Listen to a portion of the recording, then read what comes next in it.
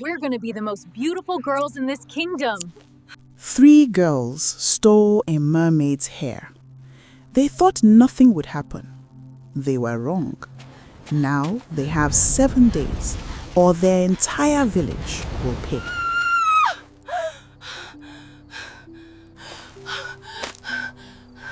She's here.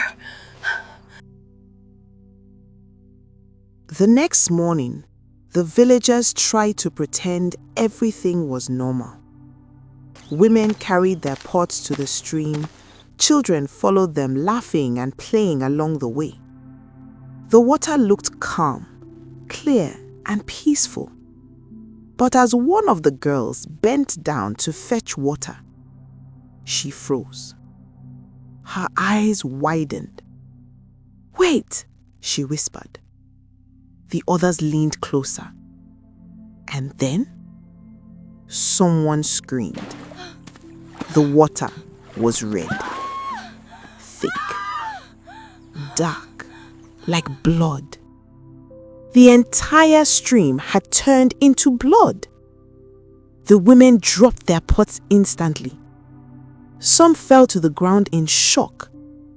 Others ran without looking back. "It's blood!" one shouted. "The water is blood!" Pots were left behind, sandals scattered everywhere. The women ran straight back to the village screaming.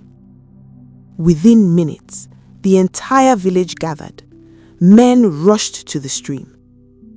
And when they saw it, fear took over. No one spoke. No one touched it. That evening, the chief priest stood before the people again. This time, his voice was heavier. This is only the beginning, he If the warned. guilty ones do not If the confess, guilty ones do not confess, worse things will happen. worse things will happen. At the back of the crowd, the 3 girls stood close together, silent, still, pretending not to understand what everyone else already felt. The next day was worse, much worse. It started with a strange sound, soft, croaking. At first, people ignored it. Then it grew louder and louder until frogs, thousands of them, came out from everywhere, from the bushes, from the ground, from places no one could explain. They poured into homes, jumped onto people, fell into cooking pots. Children screamed. Women ran. Men tried to chase them away, but there were too many. Frogs covered the ground, the walls, the roofs. "They're everywhere," someone shouted. People began to flee the village. Some packed what they could carry, others ran with nothing. "This village is cursed," a man cried. "I'm leaving," another shouted. By evening, half the village was gone. Those who remained gathered again at the square. Fear was now stronger than ever. The chief priest stepped forward once more. His face was even darker than before. "I warned you," he said, "and I will warn you again." He looked around slowly. As long as the evildoers remain silent, this village will continue to suffer. His voice echoed, "Confess, or we will all be destroyed." The villagers looked at one another, but no one stepped forward. And among them, the 3 girls stood again, quiet and still, holding on to a secret that was already destroying everything. That night, Abigail did not sleep. She lay on her mat, tossing and turning, until suddenly, she was no longer in her hut. She stood by the river. The water was still, too still. A cold wind blew, and slowly, the water began to rise. From it, she appeared, the mermaid, her face calm, too calm. "You have taken what is not yours." Abigail couldn't move. "Please," she whispered. "Return what was stolen," the mermaid continued, "or you will not see another sunrise." Abigail screamed and woke up. Her sweat covered her body. Her heart raced. At once she ran to find the others. When she told them everything, her voice shook. "She came to me. She spoke to me. She said I must confess." Sandra laughed. "A dream?" she scoffed. "You're just afraid, that's all." Abigail shook her head. "No, this is real." Sandra stepped closer. "Listen," she said coldly. "Nothing will happen. It's just an empty threat." Susan looked unsure, but said nothing. And just like that, they ignored the warning. By the next morning, something was wrong. Very wrong. Abigail did not come out of her hut. At first, no one noticed. Then someone went to call her. And then she screamed. People rushed in, and what they saw made their blood run cold. Abigail lay on the ground, her eyes wide, her body still. Her neck wrapped tightly in strands of black hair, long, dark, and wet, like it had come from the river itself. She had been choked. Silence fell over the village. Then fear exploded. Panic spread quickly. The villagers ran to the chief priest. "Please," they begged, "speak to her. Beg her to stop." But the chief priest shook his head. He said, "There is nothing I can do. The evildoers must confess. They must return what they took. Only then will this end." The people wept, but still no one confessed. That night, Susan could not sleep. Her heart beat loudly in her chest. Then suddenly, the air grew cold.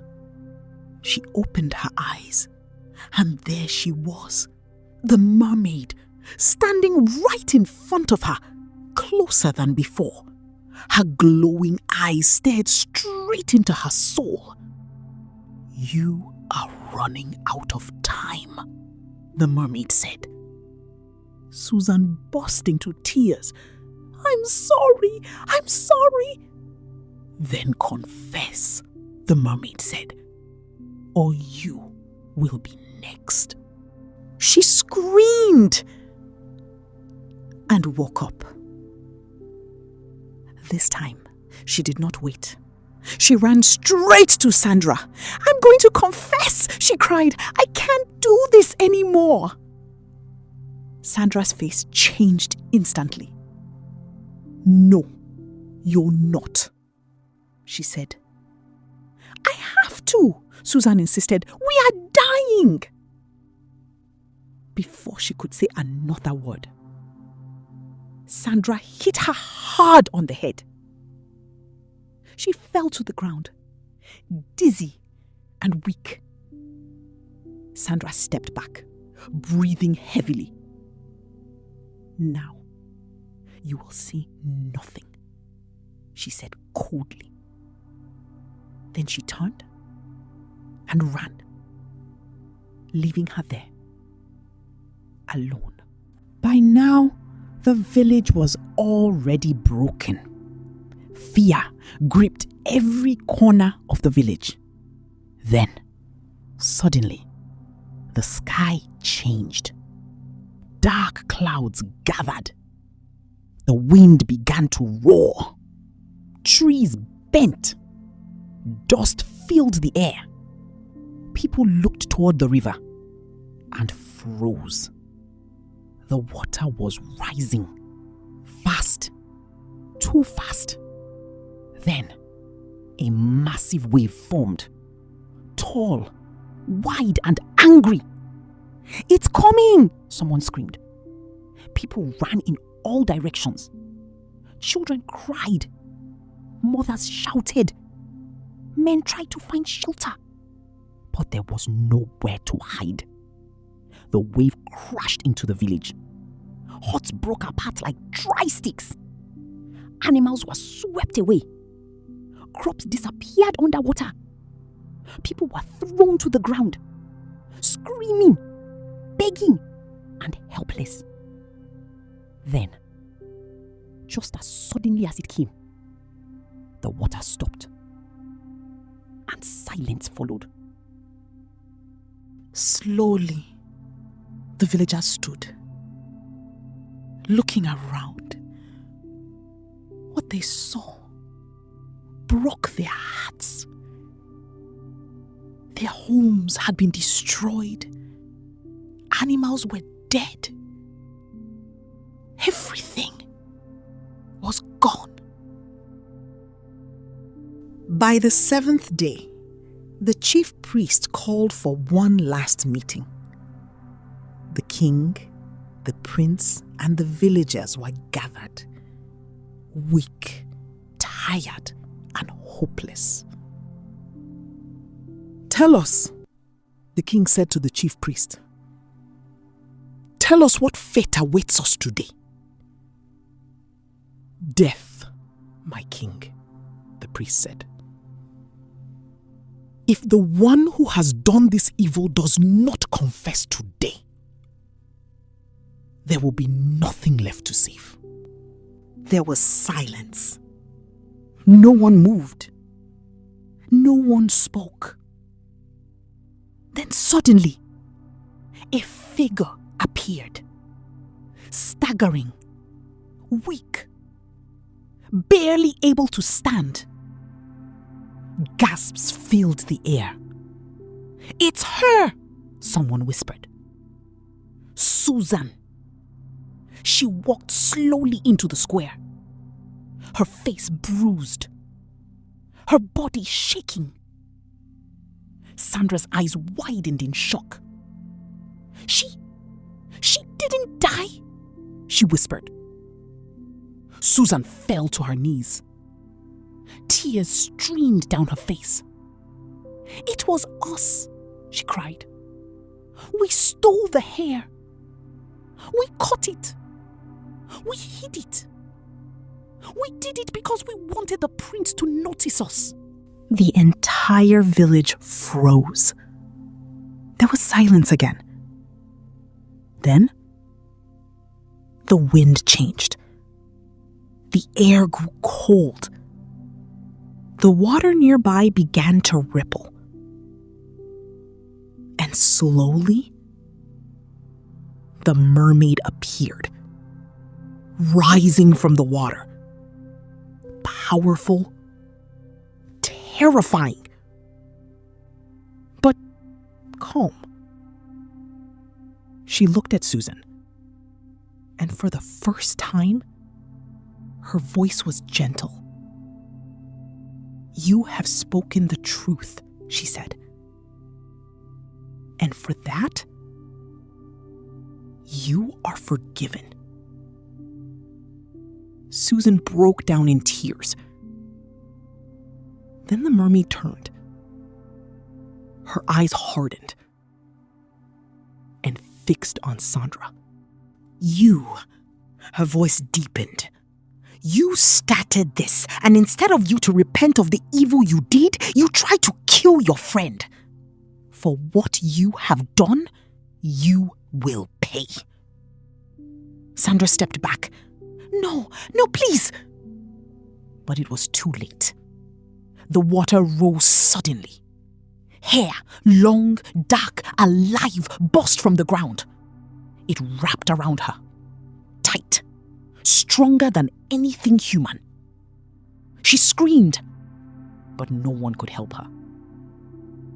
In seconds, she was gone, dragged into the water. Silence fell once again. The mermaid turned to the people. "Let this be a lesson," she said. "Never take what is not yours." Then she disappeared beneath the water, and the river became still. The people rejoiced, lifting Susan up like a baby for saving the village. The king announced there was not going to be any maiden dance. For what Susan did, he had chosen her to be the prince's bride. Susan gasped. She couldn't believe it. The celebration continued till the next morning. Women danced, children ate, men drank till their bellies were bloated. The prince got married to Susan in a colorful wedding. And from that day, they lived happily ever after. But they never forgot the lessons they have learned. No one ever went near the river again. Thank you for watching. Tell me in the comments, what lesson did you learn from this story? Don't forget to like, share, and subscribe for more powerful stories.